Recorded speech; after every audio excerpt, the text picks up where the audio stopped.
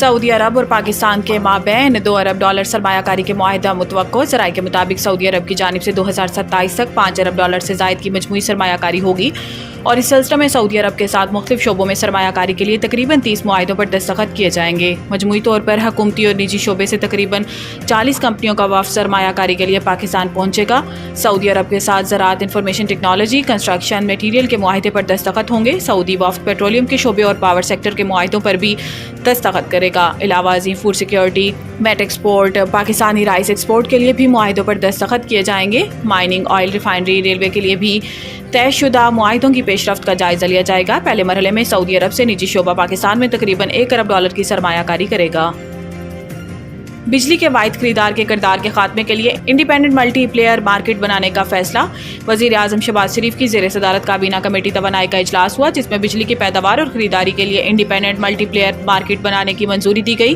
اعلامیے میں بتایا گیا ہے کہ independent system and market operator ISMO کی کابینہ سے توثیق کی جائے گی اور اسے کمپنیز ایکٹ 2017 کے تحت SECP سے رجسٹرڈ کیا جائے گا۔ اعلامیے کے مطابق اجلاس میں کابینہ کمیٹی توانائی کو بجلی کے شعبے کی گردشی قرضوں پر بریفنگ بھی دی جائے گی۔ وزیر اعظم نے حکام کو ہدایت کی ہے کہ بجلی کے شعبے میں چوری اور نقصانات کو کم کرنے کے لیے اقدامات تیز اور مؤثر بنائے جائیں۔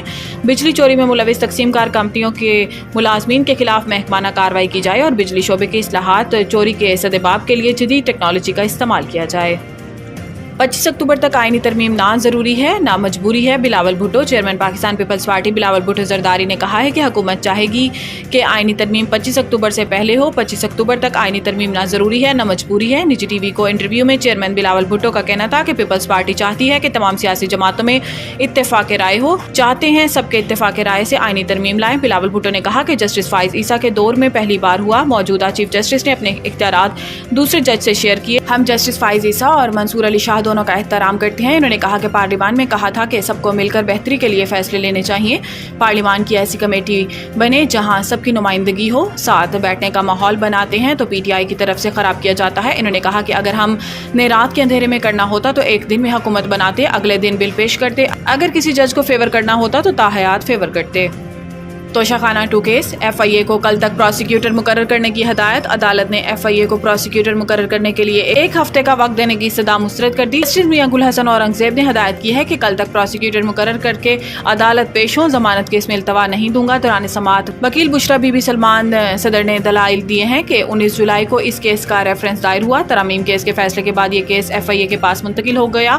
درخواست گزار نے اس دوران ضمانت کی درخواست دائر کی اور درخواست ضمانت بھی FIA کے پاس لگ گئی۔ بیرسٹر سلمان صفدر نے کہا ہے کہ ستمبر میں کیس FIA عدالت میں جاتا ہے اور حیرت انگیز طور پر 2 دن بعد FIA چالان عدالت میں پیش کر دیتی ہے۔ اسپیشل پروسیکیوٹر کی طرف سے ہم کافی ڈسٹرب رہے، وہ التوا مانگ لیتے تھے، اس کے بعد دلائل ہوتے ہیں اور بشرا بی بی کی ضمانت مسترد کر دی جاتی ہے۔